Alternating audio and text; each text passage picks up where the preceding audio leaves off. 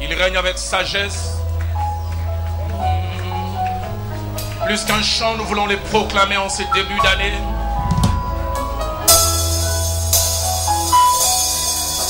Il règne dans ma santé. Il règne dans mes affaires, dans mon ministère, dans mes projets, dans mes études, dans ma famille. Alléluia. Alléluia. Alléluia. Alléluia. Alléluia.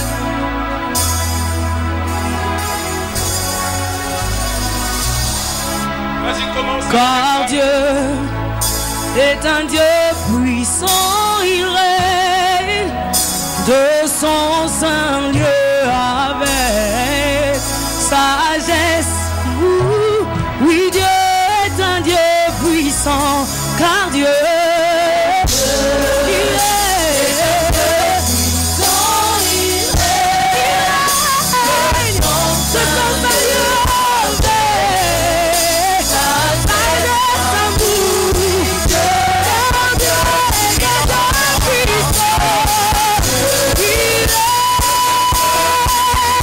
n'a jamais été ébranlé. La Bible déclare même quand il y avait les déluges, tu étais sur ton trône. Au jour où Osias avait perdu toute espérance, il avait l'impression que tout s'écroulait. Ésaïe plutôt, j'allais dire, il avait l'impression que tout s'écroulait. C'était l'année de la mort du roi Osias. La Bible dit, il a vu le Seigneur sur un trône très élevé.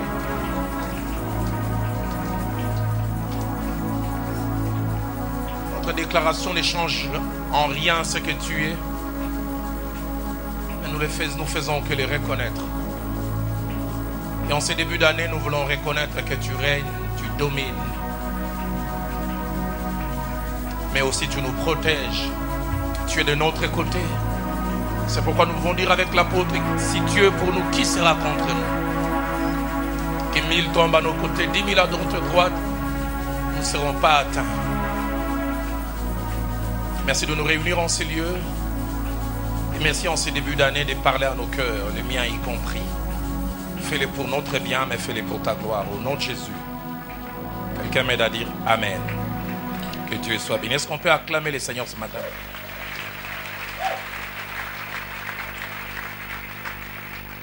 Ouvrons nos Bibles ensemble pour lire 3 portions.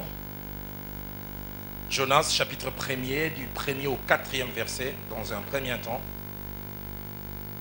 La seconde portion, nous lisons Jonas toujours au chapitre 2, du 1er au 2e, et puis les versets 11e. Et puis Hébreux, chapitre 12, du verset 6 au verset 11e. La parole de l'Éternel fut adressée à Jonas, fils d'Amittai, en ces mots. Lève-toi, va à Ninive, la grande ville, et crie contre elle, car sa méchanceté est montée jusqu'à moi. Et Jonas s'éleva pour s'enfuir à Tarsis, loin de la face de l'Éternel. Il descendit à Jaffo et il trouva un navire qui allait à Tarsis. Il paya les prix du transport et s'embarqua pour aller avec les passagers à Tarsis, loin de la face de l'Éternel. Mais l'Éternel fit souffler sur la mer un vent impétueux. J'aimerais insister, mais l'Éternel, non pas que le vent est venu de lui-même, l'Éternel fit souffler sur la mer un vent impétueux. Et il s'éleva sur la mer une grande tempête. Les navires menacés de faire naufrage. Jonas chapitre 2, 1er au 2e et puis le verset 11e. L'Éternel fit venir, non pas qu'il est venu de lui-même, l'Éternel fit venir un grand poisson pour engloutir Jonas. Et Jonas fut dans le ventre du poisson 3 jours et 3 nuits. Jonas dans le ventre du poisson pria l'Éternel son Dieu. Verset 11. L'Éternel parla au poisson, et les poissons vomit Jonas sur la terre. Hébreux, chapitre 12, du 6e au 11e verset. Car le Seigneur châtie celui qu'il aime, et il frappe de la verge tout ce qu'il reconnaît pour ses fils. Supportez les châtiments, c'est comme des fils que Dieu vous traite, car quel est le fils qu'un père ne châtie pas? Mais si vous êtes exempt du châtiment auquel tous ont part, vous êtes donc des enfants illégitimes et non des fils. D'ailleurs, puisque nos pères selon la chair nous châtiaient et que nous les avons respectés, ne devons-nous pas à plus forte raison nous soumettre au Père des esprits pour avoir la vie? Nos pères nous châtiaient pour peu de jours, comme il les trouvait bon, mais Dieu nous châtie pour notre bien, afin que nous participions à sa sainteté. Il est vrai que tout châtiment semble d'abord un sujet de tristesse et non de joie, mais il produit plus tard pour ceux qui ont été ainsi exercés un fruit paisible de justice. En ces jours, les premiers dimanches de l'an, tu as placé dans mon cœur de parler sur les thèmes vent impétueux et gros poissons, méthode de Dieu pour corriger. Deux choses nécessaires avant d'entrer dans les vifs du sujet. Je voudrais d'abord dire à qui s'adresse ce message et quel est le but visé. Et deuxièmement, je donnerai quelques informations que j'estime importantes attachées au personnage de Jonas. Le message de ce matin s'adresse à deux auditoires, même si nous avons l'impression d'être un auditoire compact, mais dans cet auditoire, nous sommes différents. Les premiers auditoires auxquels ces messages s'adressent sont des hommes et des femmes têtus, fêlés, qui, comme Jonas, tout en connaissant la volonté de Dieu, se sont à un moment décidés de faire à leur tête, d'aller dans une direction, je ne sais dans quel domaine, dans les affaires, dans les mariages, je ne sais dans quel domaine, et qui sont en train de récolter les fruits de leurs mauvaises décisions et de leurs mauvais choix. À ces hommes et à ces femmes, j'aimerais vous dire que ce message a 4 objectifs pour vous. Les tout premiers objectifs, pour vous dire qu'on ne peut s'opposer à Dieu car il est tellement fort et puissant. Personne n'a jamais lutté contre Dieu. Oh, c'est vrai, la Bible parle de Jacob, mais personne n'a lutté contre Dieu et être victorieux littéralement. Le deuxième objectif, c'est vous amener, nous amener à comprendre que ce qui nous arrive a pour but de faire 2 choses. Nous humilier et deuxièmement nous amener à revenir dans la volonté de Dieu. Car comme nous le verrons, Dieu ne châtie jamais en vain. Le but toujours est de nous amener à la correction. Le troisième objectif, viser si vous faites partie de cette première catégorie. Vous avertir que l'entêtement conduit à plus de conséquences et à la destruction. S'entêter à aller dans une direction que l'on reconnaît déjà être mauvaise n'est jamais à notre profit. Mais quatrièmement, nous faire savoir que le Dieu de la Bible, comme nous le verrons avec Jonas, c'est le Dieu qui punit, mais c'est le Dieu aussi qui pardonne. C'est le Dieu qui frappe, mais c'est aussi le Dieu qui s'est relevé. Et j'aime dans Job au chapitre 5 au verset 18, la Bible dit, il fait la plaie et il abande aussi.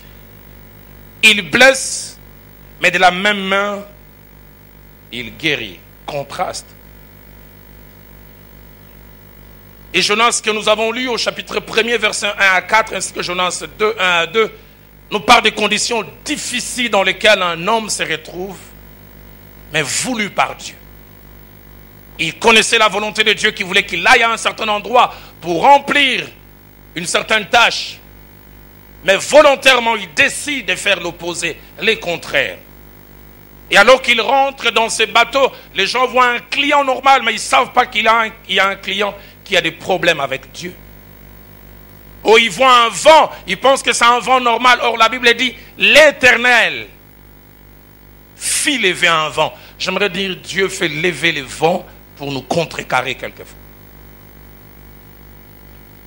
Et Jonas 2, 1 à 2 nous parle de Dieu qui envoya un poisson pour l'engloutir. Quelqu'un a dit quand Jonas était dans le ventre du poisson, il a eu un cours de zoologie en live.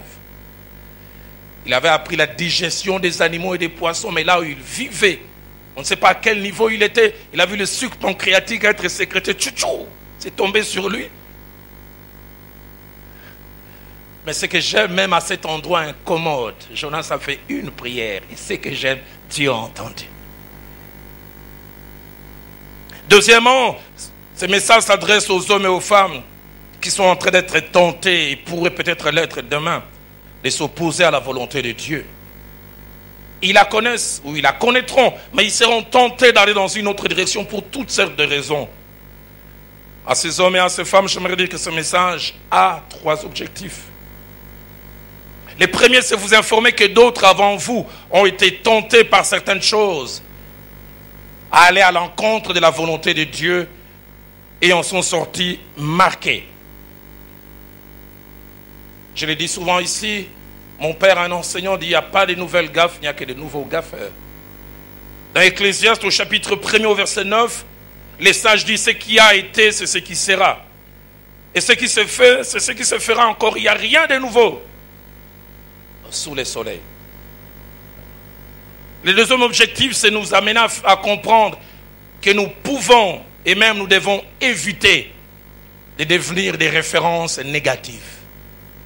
J'aimerais pas demain qu'on se sert de moi comme on se sert de l'histoire de Jonas pour dire ne fais pas ça.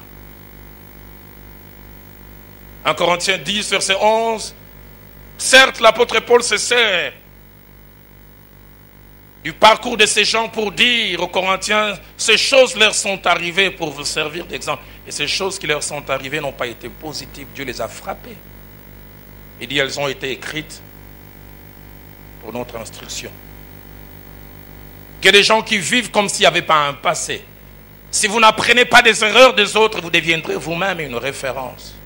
Troisième objectif, ce message nous sert de feu rouge ou d'avertissement pour nous arrêter en nous disant, voici ce qui arrive à ceux qui vont dans cette direction. Voici ce qui arrive à ceux qui sont en tête. Avertissement. 2 Pierre chapitre 1er au verset 13, l'apôtre montre que le but de l'avertissement est de tenir en éveil. Rendre moins distrait. Mais deuxièmement, j'aimerais apporter quelques informations que j'estime nécessaires concernant Jonas. La première information, son nom signifie colombe. Jonas en français, Yona en hébreu. La deuxième, c'est qu'il était d'après Jonas 1, au verset 1er, et d'après 2 Rois chapitre 14, au verset 25, il était fils d'Amitai, et son village s'appelait Gath-Hépher. Amitai était son père. Troisièmement, il était prophète. Les théologiens les classent parmi les petits prophètes, non pas par la taille ou par, non simplement à cause du message court qu'ils ont pu apporter. Mais il était prophète. Il a servi à l'époque du roi Jéroboam II quand il y a eu scission du royaume. La Bible ne relate pas beaucoup de ces hauts faits. L'un des hauts faits de Jonas est mentionné dans 2 Rois chapitre 14 verset 25. Il semble qu'il avait prophétisé que le royaume d'Israël allait retrouver ses limites. Et il avait dit ça, et à l'époque du roi Jéroboam, cela est arrivé. Un homme qui pouvait être en contact avec Dieu et parler à d'autres. Mais quatrièmement, c'est un prophète de Dieu ayant un problème. Certains théologiens disent, il était patriote. Est-ce un mal d'être un patriote? Mais il semble qu'il appartenait d'abord à sa nation, puis à Dieu. Oh, je ne pense pas qu'un homme de Dieu n'est pas appelé à avoir des inclinaisons. Mais un homme de Dieu véritable appartient d'abord à Dieu, et puis à sa nation, ou à sa patrie. Mais Jonas avait des problèmes, et comme nous le verrons, c'est à cause de ses côtés patriotes exagérés qu'il est rentré dans tous les problèmes qu'il a eu. Car quand Dieu l'a envoyé pour aller prêcher à Ninive, au pays des Assyriens, son sang n'a fait qu'un tour. Pourquoi? Parce que quelque temps avant, les Assyriens étaient venus, ils avaient envahi le pays. Il semble qu'ils avaient exercé des violences inimaginables. Ils avaient ouvert le ventre des femmes enceintes. Ils avaient violé des jeunes filles. Ils ont pris tout ce qu'il y avait. Et dans le cœur de l'Israélite normal, il aimait tout le monde sauf l'Assyrien. Et Dieu lui envoie avec un message, j'ai une colère contre les Assyriens, mais va apporter un message. Et il sait, si j'apporte un message, ils vont se repentir. Dans sa logique tous les Assyriens, vu ce qu'ils nous ont fait, ils doivent aller en enfer. Comme les Congolais à un certain moment souhaitaient que certaines nations, je ne cite pas les noms, tous ils doivent aller en enfer. Quelqu'un a dit, si j'ai trouvé quelqu'un de cette nation au ciel, je dirais, ça c'est pas le ciel. Ça c'est un autre endroit. Va enseigner en Assyrie et ils refusent, ils s'entêtent. La preuve plus tard dans Jonas 4, versets 1 à 3. Quand il a prêché, lui pensait qu'ils allaient s'entêter. Ils ont porté les sacs et la cendre. Ils se sont repentis. Et Dieu les a pardonnés. Écoutez la réaction. C'est l'un des plus forts à Jonas. Et il fut irrité. Il implora l'Éternel et il dit à l'Éternel, n'est-ce pas ce que je disais quand j'étais encore dans mon pays? C'est que je voulais prévenir en fouillant Tarsis. Ah, prévention.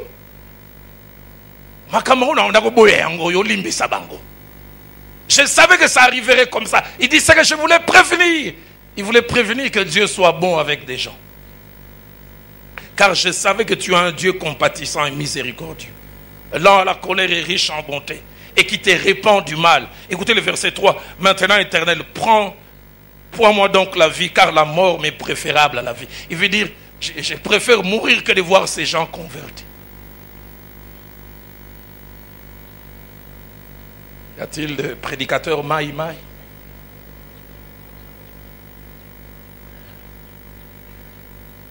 Cinquième information attachée à Jonas, c'est que Jonas est l'un des rares que Christ a cité de son vivant. Christ a confirmé non seulement l'authenticité du récit et de la vie de cet homme, mais il a confirmé l'authenticité de l'expérience que cet homme a vécue. Car Christ l'a pris comme référence de sa résurrection. Quand Christ est venu déclarer dans Matthieu 12, 40, car de même que Jonas fut 3 jours et 3 nuits dans le ventre d'un grand poisson, de même le Fils de l'homme sera 3 jours et 3 nuits dans le sang de la terre. La plupart des personnes disent que c'est une allégorie, c'est une légende, mais Christ prend ça comme une vérité. Quelque chose qui a réellement eu lieu. Sixième information, les livres de Jonas, c'est les livres et les récits centraux utilisés dans le judaïsme ancien et même actuel lors de la grande fête de Yom Kippour, la fête du grand pardon. Ils prennent comme référence les livres de Jonas et les récits de Jonas, surtout sa prière dans le ventre du poisson pour montrer que quel que soit ce que l'on fait, le Dieu de la Bible est le Dieu qui pardonne. Si vos péchés sont rouges comme les cramoisis, je les rendrai blancs comme la neige. Jonas 2, 2 à 3 ainsi que 11. Jonas entra dans le ventre du poisson, pria l'Éternel. J'aime, Dieu entend la prière d'un homme récalcitrant. Mais ce qui me frappe dans ces récits, dans Jonas 2, verset 2 à 3, il dit, Jonas entra dans le ventre du poisson, pria l'Éternel, son Dieu. J'aimerais dire à quelqu'un, je peux être récalcitrant, mais j'ai encore un Dieu. Son Dieu. Et Dieu a entendu la prière qu'il a fait à cet endroit drôle. Il dit, dans ma détresse, j'ai invoqué l'Éternel et il m'a exaucé. Du sein du séjour des morts, j'ai crié et tu as entendu ma voix. Waouh! Le Dieu qui avait envoyé les vents, le Dieu qui avait envoyé les poissons. Oh, j'aime le verset 11. L'Éternel parla aux poissons. Et les poissons vomit Jonas sur la terre. Un homme a dit, quand Jonas était en train de prier, Dieu a dû arrêter la direction de la digestion. Parce que la digestion va toujours du haut en bas. Mais quand Jonas a prié, Dieu a arrêté la digestion et il a changé la direction. Pour qu'il sorte par les bas, il a été vomi. J'aimerais dire à quelqu'un, là où tout a échoué en cette année, pratique la prière. Pratique la prière. Dernière information, Jonas a été le seul prophète envoyé en mission en dehors du peuple de Dieu pour montrer que Dieu s'est soucié de tout le monde. C'est vrai, Dieu a de temps en temps adressé des messages à des peuples qui n'étaient pas son peuple, mais il est le seul à qui Dieu a donné un message en dehors pour aller donner un message à un peuple qui ne lui appartient pas, simplement pour montrer qu'il va à un salut universel. Certes, Israël était son peuple, mais il s'est préoccupé de tout le monde. 1 Timothée 2,4 dit, Dieu veut que tous les hommes soient sauvés et parviennent à la connaissance de la vérité. Jonas 1:2, Jonas 3:2 les montre. Lève-toi, va à Ninive la grande, crie contre elle car sa méchanceté est montée jusqu'à moi. Lève-toi, va à Ninive la grande ville et proclame-y la publication que je t'ordonne. Ce qui nous intéresse ce matin, c'est cette facette de Dieu dont on parle peu. Un Dieu qui se met en colère, un Dieu qui frappe, un Dieu qui fait mal à ceux qui l'aiment, un Dieu qui porte des coups, un Dieu qui met dans les tourments son fils, un Dieu qui met dans les tourments celui qu'il aime. L'Éternel envoya un vent. Louis II dit l'Éternel fit souffler sur la mer un vent impétueux. Français courant dit un vent très violent. La Colombe dit un vent d'une violence inouïe. Mais Dieu qui est derrière, j'aimerais dire Dieu envoie des vents. Dieu sait faire mal. Dieu fait nous mettre dans les tourments quand il estime que c'est nécessaire. C'est Dieu qui est à la base de ces tourments. Pas un homme, pas le diable, mais le Dieu bon. On peut s'imaginer la peur, les stress, les désarrois de Job et même de toute l'embarcation. Mais ce qu'ils vivent, c'est Dieu.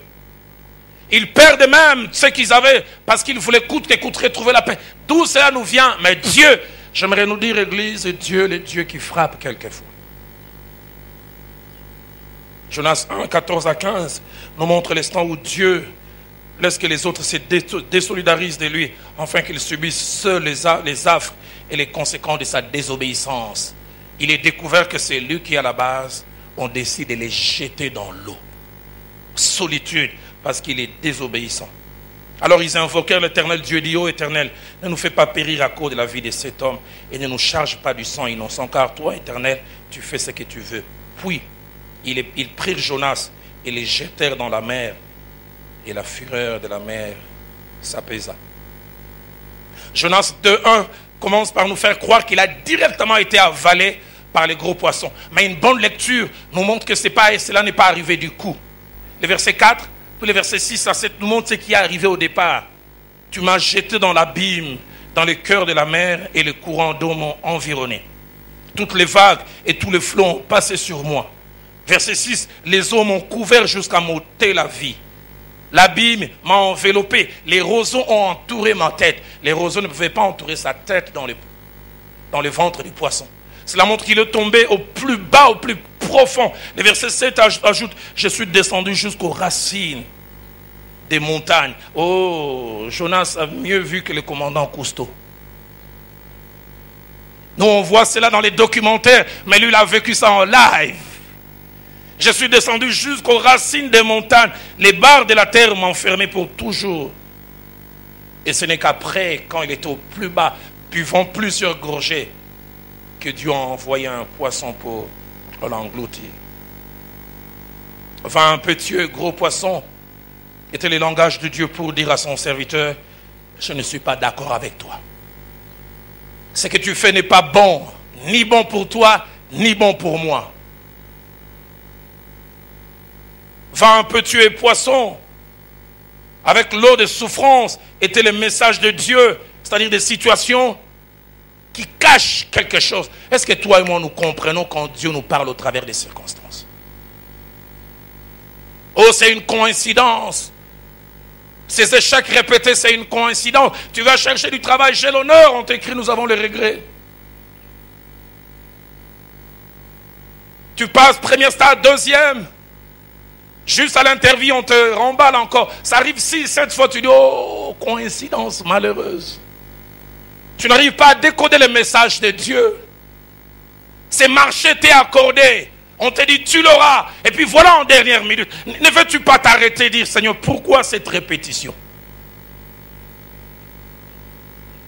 Job 33, verset 14 dit, Dieu te parle tantôt d'une manière, tantôt d'une autre.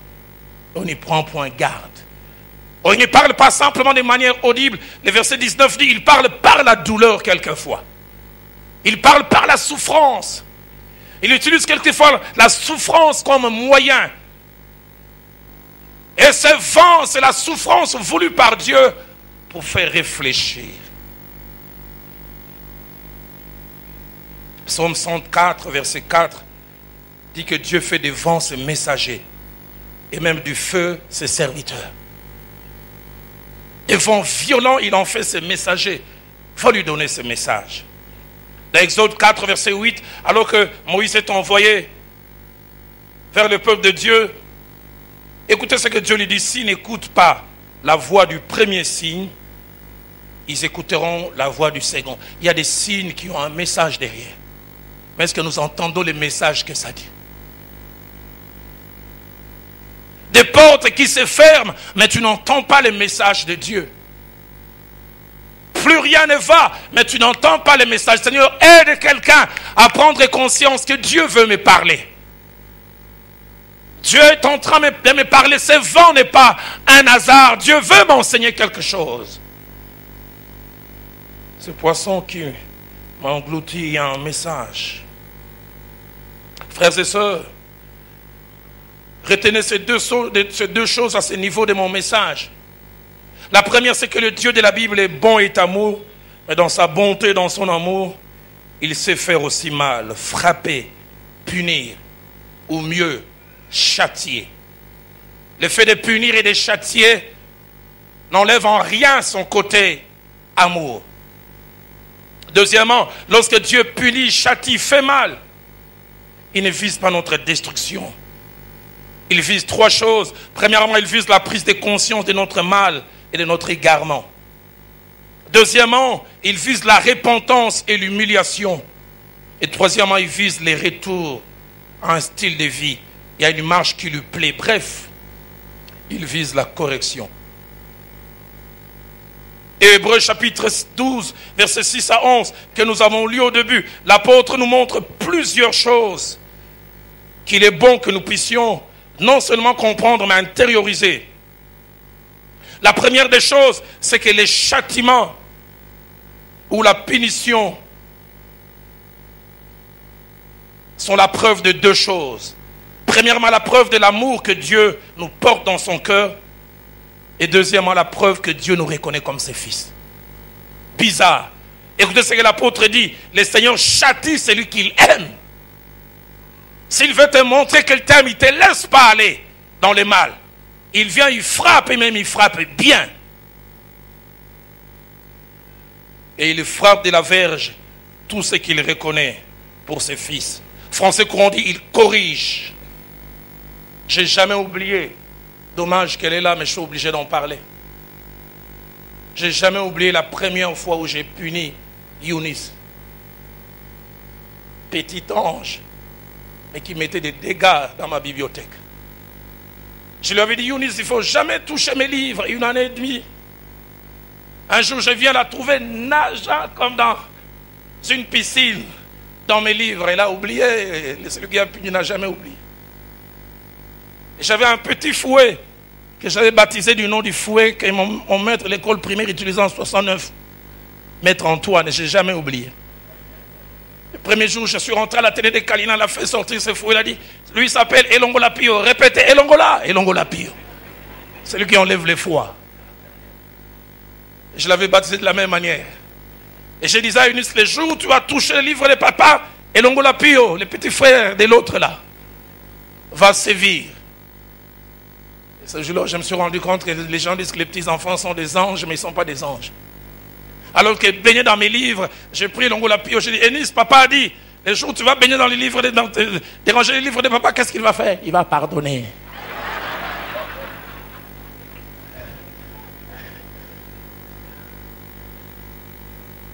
Et alors que je faisais tourner mon petit fouet, j'ai vu ses yeux larmoyants. Durant 5 minutes, je me suis retourné, je suis allé pleurer. Mais yo pèle ça, yo me ressentinera la pénéria, malgré il revient rien. Et j'ai délibéré. Soit je la pardonne et elle n'apprendra rien, soit je punis et elle aura mal. J'oublie jamais quand je reviens avec les fous, je commence à dire Anzambe, Kobota Passie. Je lui ai dit de mettre les doigts comme ça. J'ai frappé 4 fois d'un côté. Ça devait aussi être 4 de l'autre côté, mais de l'autre côté, j'ai donné 2. Elle pleurait tellement. Elle est rentrée dans sa chambre, je suis rentré dans la maison, j'ai pleuré, j'ai dit, oh Seigneur. Mais je ne le faisais pas, non pas parce que je ne l'aimais pas. Je le faisais parce que je l'aimais. Et vous savez, la meilleure, des années plus tard, quand ses sœurs sont venues, elle est devenue mon adjointe. Quand quelqu'un s'approchait, il ne faut pas toucher les livres de papa. Papa ne blague pas.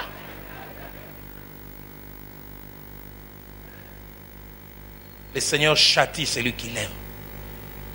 Et il frappe de la verge tout ce qu'il reconnaît pour son fils. Si tu vois Dieu te frapper, si tu vois Dieu s'opposer à toi, Jonas, si tu vois Dieu te faire mal, c'est une manière de te dire, tu comptes pour moi. Je ne veux pas te laisser aller dans cette direction. J'ai pris que quelqu'un saisisse le langage de Dieu derrière toutes ces choses qui arrivent. Proverbe 3, verset 12 dit, car l'Éternel châtie celui qu'il aime, comme un père l'enfant qu'il chérit. Le terme châtier ici cache deux idées. La première, c'est punir sévèrement celui qui a commis une faute en vue de les corriger et de les rendre meilleurs. Bizarre. Punir sévèrement, pas doucement, mais dans le but d'éradiquer quelque chose, d'enlever quelque chose. Je fais mal, mais le mal a un objectif, faire germer le bien. Deuxième sens du mot châtier, c'est infliger une peine sévère dans le but d'éradiquer un mal et de l'enlever si possible et définitivement. Les châtiments est preuve de deux choses, l'amour qu'il nous porte et la preuve qu'il nous reconnaît comme des enfants. Deuxième chose que Hébreux 6 nous montre, c'est que l'absence des châtiments est la preuve que nous ne comptons pas pour Dieu et n'avons aucune valeur à ses yeux. Écoutez ce que le verset 8 dit. Si vous êtes exempts du châtiment auquel tous ont part, vous êtes donc des enfants illégitimes et non des fils. Si Dieu ne t'est venu jamais, si Dieu ne contrecarre jamais tes plans, alors tu dois te poser des questions par rapport à ton appartenance à lui. Mais si c'est si mixé, t'arrêter, te faire mal, tu dois rendre gloire à Dieu en disant waouh, il m'aime et il se préoccupe de moi. La version française courant dit, si vous n'êtes pas corrigés comme le sont tous les fils, alors vous n'êtes pas des vrais fils, mais des enfants illégitimes. Troisième chose que Hébreux 6 nous apprend, c'est que ce qui doit être notre réaction devant, nous apprend plutôt ce qui doit être notre réaction devant les châtiments ou la punition. Le verset 7 ainsi que le verset 9 en parle. Supporter les châtiments. C'est comme des fils que Dieu vous traite. Car quel est le fils qu'un père ne châtie pas? Ne vous révoltez pas. Ne murmurez pas. Seigneur, je l'ai mérité. Seigneur, cette histoire n'a pas marché. Je te rends grâce parce que tu as voulu m'enseigner que je dois marcher dans la crainte de toi. Je n'ai pas été performant à tel endroit. Je réalise une manière pour toi de dire, Roland, la vérité doit toujours t'accompagner. Cette personne qui t'a fait la promesse de te donner telle chose, et puis finalement ça n'a pas marché. Seigneur, je réalise, en tant qu'homme de Dieu, je n'aurais pas dû regarder ces images sales et pourries. Cette personne qui s'est promise de nous aider par rapport à ces mariages, mais puis voilà, en dernière minute, Seigneur, je comprends.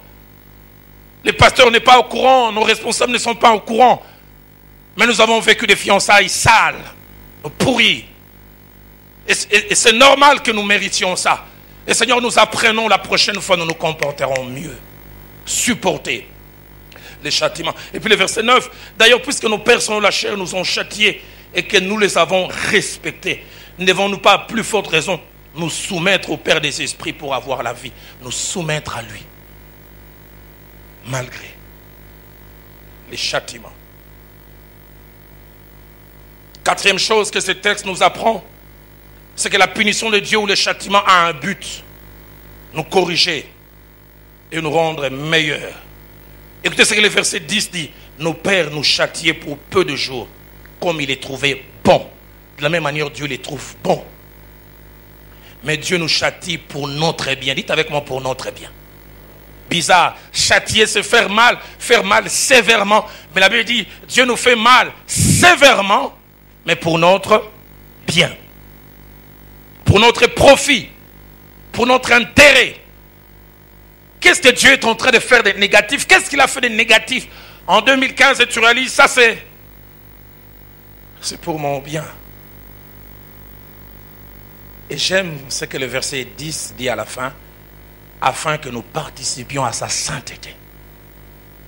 C'est pourquoi il frappe ainsi, afin que nous participions à sa sainteté. Une autre version dit afin que nous participions à ce qu'il a des meilleurs. Il ne veut pas nous disqualifier, dire je veux coûte que coûte qu'il arrive là. Mais il ne peut pas arriver là avec ses scories. Je vais frapper, je vais enlever pour que finalement il puisse avoir ces choses. Je priais depuis quelques jours par rapport à ce message.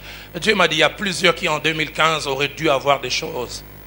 Mais des choses ont été retardées. Ce n'est pas Dieu, c'est vous. Et vous avez la possibilité en ce début d'année 2016 de dire Seigneur, plus d'obéissance, moins d'entêtement. Alors vous verrez vous-même, vous allez appuyer sur l'accélérateur et des choses qui tardaient vont s'accomplir. Je vous prie en ce début d'année, placez les intérêts de Dieu avant. Respectez-les quoi qu'il arrive. Respectez-les même à contrario de vos intérêts à vous. Je ferai ce que Dieu veut, même si ma chair ne veut pas, même si mon entourage ne veut pas, car il y a des choses positives pour lesquelles il veut que je puisse participer, pourvu que je puisse m'incliner. Psaume 118, verset 18 dit, l'Éternel m'a châtié, mais il ne m'a pas livré à la mort. Dieu, quand il frappe même les plus forts, son but, ce n'est pas la destruction. Son but, c'est simplement nous rendre meilleurs. Seigneur, j'ai prié, si quelqu'un a besoin d'être châtié en cette année, frappe-le encore. Et Seigneur, frappe bien. Cinquième chose que ce texte nous apprend, c'est que devant la punition ou le châtiment de Dieu, il y a toujours deux lectures. Il y a premièrement la lecture immédiate, qui est souvent superficielle et biaisée. Et puis il y a la lecture tardive, pleine de lucidité. La lecture qui vient avec les temps, plein de lucidité et de profondeur, qui nous permet de comprendre la valeur même des choses négatives. Écoutez ce que le verset 11 dit avec beaucoup de profondeur. Il est vrai que tout châtiment semble d'abord, dites avec moi d'abord. Ça semble d'abord un sujet de tristesse et non de joie. J'ai jamais vu quelqu'un se réjouir devant les châtiments.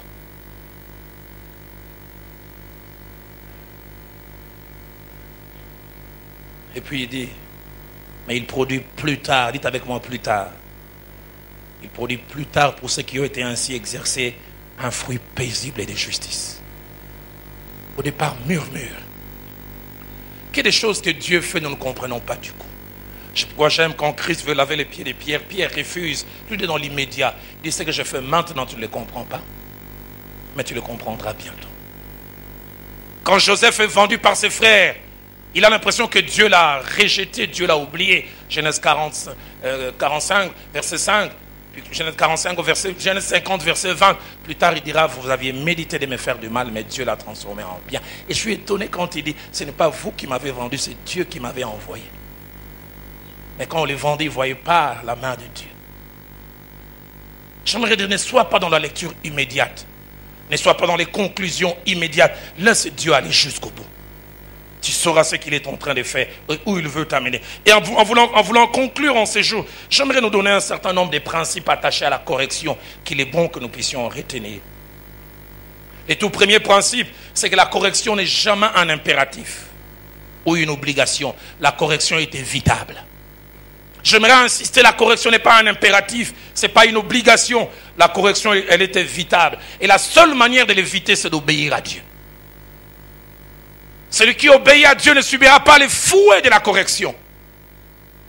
Tu vas éloigner les châtiments. Dans Isaïe 48 au verset 18, Dieu dit à son peuple, « Oh, si tu étais attentif à mes commandements, ton bien-être serait comme un fleuve et ton bonheur comme les flots de la mer, si tu étais attentif. » Psaume 81 verset 14, alors que Dieu vient de frapper son peuple, il regrette presque, on dit, « Si mon peuple m'écoutait, si Israël marchait dans mes voies, j'aimerais nous encourager en cette année 2016. Écoutons-les, marchons dans ses voies. Et le fouet de la correction de Dieu va chômer. Deuxième chose, la correction n'est pas pour tout le monde. Elle est pour une certaine catégorie de personnes, celles qui ne veulent pas écouter. Et je prie que toi et moi ne fassions pas partie de cette catégorie. Jonas n'était pas obligé de subir le vent. Il n'était pas obligé de passer par le ventre du poisson. Si seulement il était allé tout droit, tous ces récits n'auraient pas existé. Proverbe 15, verset 10 dit, une correction sévère menace celui qui abandonne les sentiers. La correction ne menace pas tout le monde. Troisième chose, les problèmes souvent avec la correction n'est pas sa présence, mais comment nous l'apprécions et comment nous réagissons en son contact. Sophonie chapitre 3, verset 2, parle de Dieu qui essaie de corriger son peuple. Écoutez ce qu'il dit. Cette nation n'écoute aucune voix. Elle n'a point égard à la correction. Que des gens que Dieu corrige et qui bafouent la correction. Hébreux 6, au verset 5, il dit, ne méprisez pas la correction. Ne prenez pas la correction à la légère. Jérémie 2, verset 30, Dieu se lamente et dit, en vain ai-je frappé vos enfants. Ils n'ont point égard à la correction. Quatrième chose, ne pas reconnaître la correction et ne pas en tirer profit amène à plus de conséquences négatives. Augmente la dose de la punition. Proverbe 15, verset 32 dit, celui qui rejette la correction méprise son âme, mais celui qui écoute la réprimande acquiert l'intelligence. Cinquième chose, il y a un bonheur attaché à la correction. Ayant Dieu comme source, elle nous enrichit, elle nous rend meilleurs. Job chapitre 5 au verset 17, heureux l'homme que Dieu châtie, ne méprise pas la correction du Tout-Puissant. C'est presque comme une béatitude. Heureux l'homme que l'Éternel châtie. Psaume 119, versets 67 et 71. Je préfère même commencer par 71. Écoutez ce que le psalmiste dit. Il m'est bon d'avoir été humilié. D'autres versions disent d'avoir été corrigé afin que j'apprenne tes statuts. Verset 67. Avant d'avoir été humilié, je m'égarais. Maintenant, j'observe ta parole. Avant-dernière chose par rapport à la correction, c'est que la correction n'est profitable que dans la vie des personnes dont la vie après reflète qu'elles ont retenu la leçon. Qu'il y ait des gens dont la vie reste la même avant et après la correction. Proverbe 10, verset 17 dit, celui qui se souvient de la correction prend les chemins de la vie. Si Dieu te corrige, retiens la leçon. Sache que Dieu n'aime pas ça, et parce qu'il n'aime pas ça, je ne ferai pas ceci. Si je fais ça, voilà ce qui peut arriver. Seigneur, aide-moi à retenir la correction. Sophonie 3, verset 7 dit, si du moins tu voulais me craindre, avoir égard à la correction, ta demeure ne serait pas détruite. Tous les châtiments dont je t'avais menacé n'arriveraient pas. Et tu ne vas pas te pervertir. Et enfin, la bonne gestion de la correction, c'est-à-dire l'éviter, reconnaître ses bienfaits et bien réagir après elle, ne sont pas des choses innées ou naturelles. Ces choses s'obtiennent, mais elles s'obtiennent en étant détenteurs ou détentrices d'une vertu, la sagesse. Et par rapport à la sagesse, je dis deux choses et je conclue. Premièrement, la sagesse a un point de départ. Proverbe 9, 10 dit, les commencements de la sagesse et la crainte de l'Éternel. Tu vas avoir cette capacité à bien comprendre la valeur de la correction, crains Dieu. Et deuxième et dernière chose, Proverbe 8, 23 à 30, ainsi que 34 à 35 nous le montre. La sagesse, avant d'être une chose ou une vertu, la sagesse est d'abord une personne. Et cette personne, selon que Proverbe le présente, c'est Jésus-Christ, qui était au commencement, qui était là quand tout était inexistant que Dieu voulait créer. J'aimerais nous inviter ce matin à baisser nos têtes dans la prière. Je ne vais pas lancer un appel. J'aimerais simplement que tu tiennes la main de ton voisin, de ta voisine. Et nous allons prier les uns pour les autres, alors que l'homme de Dieu vient pour conclure, en disant, Seigneur, aide mon voisin, ma voisine en cette année, à éviter le vent impétueux, à éviter d'être englouti par un poisson, car la correction n'est pas un impératif.